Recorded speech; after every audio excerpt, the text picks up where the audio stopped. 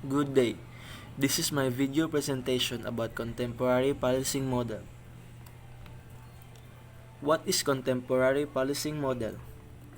Police work is seen as specialized career, and it is argued that the senior position should go to those who have learned the works by experience, education, and training. These possess certain problems in recruitment. It is argued further that the police should be able to offer recruitment, selection, and appointment to individual person as long that they have satisfactorily meet the general qualifications as provided by the existing police law. Models of policing and people.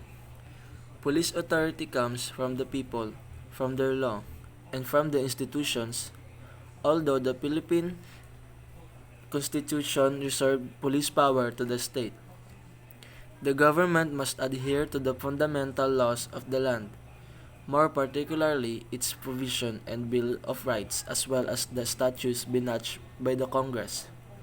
Police agencies are not only part of their local community, they are part of the state-bound national government which through legislation provide their formal base of authority. The police are likewise a pillar of criminal justice system which, through the court, determines society's course in deterring lawbreaker and rehabilitating the criminal offenders. To a large extent, the goals and priorities of a police agency are established by the community wants. Priorities are often more influenced by the desire of the people being policed than by any other considerations. Because success of policing depends heavily on public support, the citizens' want and needs must be considered. Because the police are highly visible representative of the local government, police officers are on duty 24/7. People often call upon them for services that they are not specifically required to perform. Because the police agency's reaction to requests for help affect the amount of respect they receive and promote cooperative relationship with the public. They usually respond as helpfully as possible. Traditional models and policy. There are 5 basic models of traditionally. Number 1. Enforcing laws. The designation of a police underscores the central importance of the long-accepted goal. The police not only decide what laws to enforce, but they also serve as an integral part of the criminal justice system, and which are responsible for apprehending offenders and assisting in their prosecution. Number 2. Preserving the peace has also long been accepted by the police as an important goal. The police are often called on to intervene in non-criminal conduct, such as those that occur at public events, in social relations, in traffic control, and to maintain law and order. Number 3. Preventing crimes. Crime prevention is closely related to law enforcement and peace preservation. It is different from peacekeeping and law enforcing in that it attempts to eliminate potentially dangerous situations. It is proactive.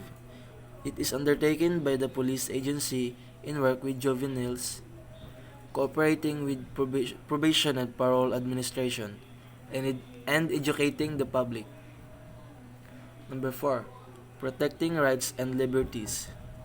The police are not only charged with enforcing law, preserving the peace and order, and preventing crime, and must promote individual liberties, public safety, and social justice. Protecting rights and liberties of the people is perceived by some as the signal most important goal of policing and law enforcement activities. Number 5. Providing other services. In addition to enforcing law, preserving the peace, preventing crime, and protecting the rights and liberties, the police are often being called upon to provide additional services to their community. As society has become more complex, so are the types of services requested.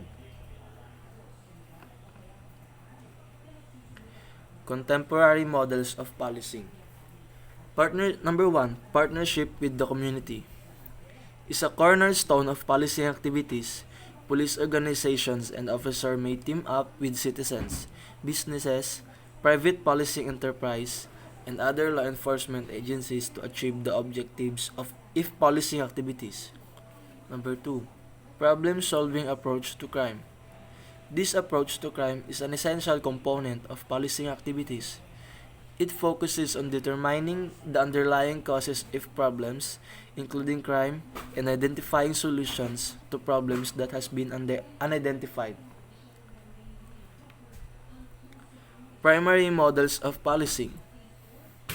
The police agencies in the world vary greatly, from small informally organized agencies with few people officers to highly organized police agencies. Traditionally, most police agencies are structured using the pyramid model. There are also variations in goals and objectives. Number 1. Administrative services are those functions that occur behind the scenes, away from the line of police officers in the field. Number 2. Operational services. Field services are performed by one functional unit, sometimes by a separated unit. They may be further specialized by the type of individual crimes involved, that is anti-vice, theft and robbery, and anti-drugs. Field services include the following. A. Patrol. For service, self-initiated activities and administrative functions. B. Traffic. May be a responsibility of patrol, or it may be a separate function. C. Investigation. Some investigations are carried out by patrol officers. The investigation service has the responsibility to conduct follow-up investigation. D. Community service. In essence, every action of police officers affect community relation. E. Specialized officer. Specialized police officer may SWAT team members or EOD team, etc. Perspective on models in policing. The four varied perspective on models in policing are: Number 1, the legal perspective is an approach that views behavior from a rule-based philosophy, in that law is paramount and it is the guide for behavior that everyone must follow. Number 2, the public policing perspective. Public policy, broadly defined, is made up of the rules and regulation that the legislative bodies and agencies choose to establish. Number 3, the system perspective. Law enforcement can also be viewed from the context of the system theory. System theory is more easily understood if one understands the concept of subsystem. Number 4, the global perspective is an extension of the system approach. In addition to recognizing the immediate environmental influences, it gives significant recognition to world events and the international influence upon the agency. Variation of models in policing. Number 1, law enforcers focus on social order and keeping society safe. Law enforcers are less concerned with individual rights and due to process. Number 2, crime fighter are like law enforcers in that their primary goal is to keep society safe. These people officers tend to deal with all the laws and all offenders equally. Number 3, social service agents. Agents are more accepting of the social service roles and more attuned to due process clause of the law.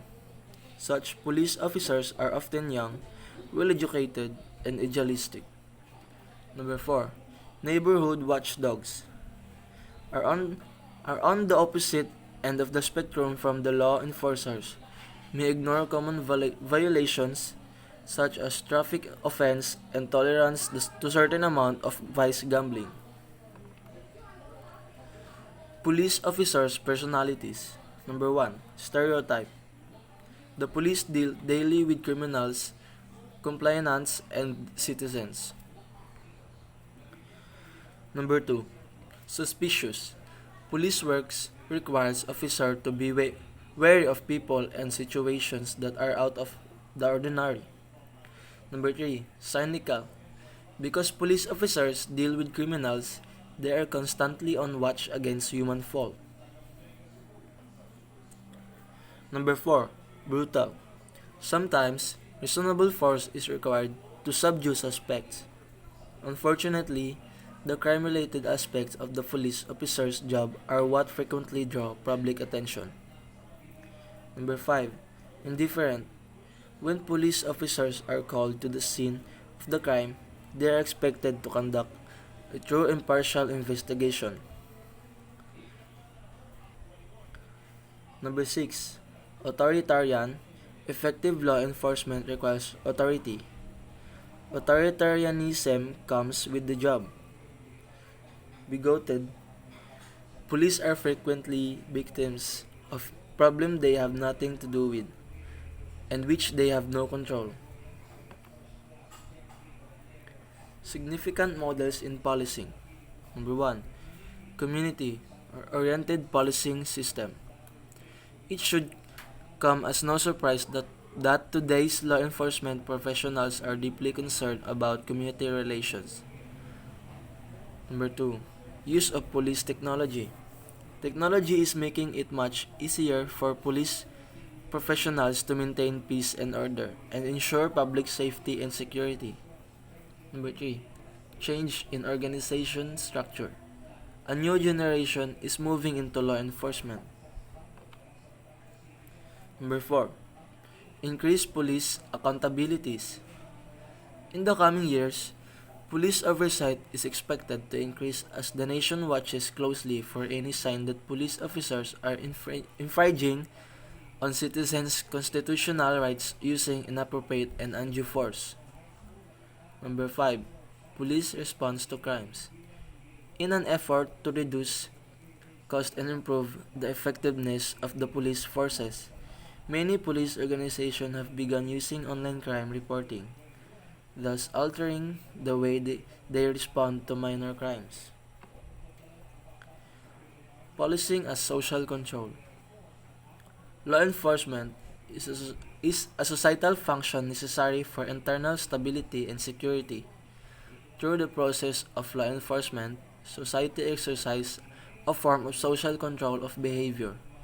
Deviance or otherwise, every society has social control mechanisms because they serve as a means of socialization or the process of teaching the culture and norms of the society to its members. Social control mechanisms are either formal or informal. Formal mechanisms generally refer to the units of the governing authority of the country. Formal society controls units in democratic societies include the executive, legislative, and judicial branches of the structure at all levels of the government. Informal mechanism included family, peers, religious organization, school, significant others, and so on. Social control mechanism are not simple to classify. For example, where education should be placed, the educational process can be considered a formal control mechanism because it is often supported by government institution. What a person learned in school, however, is not simply the formal curriculum but many other things as well, such as social skills, teamwork, manners, customer, etc. The social control mechanism of a society do not exist in a vacuum. Social, economic, and political influences have also impact on social control. These influences cause shifts in attitudes and values over time, in that they can cause a society to become more conservative or more liberal in its approaches of controlling behavior.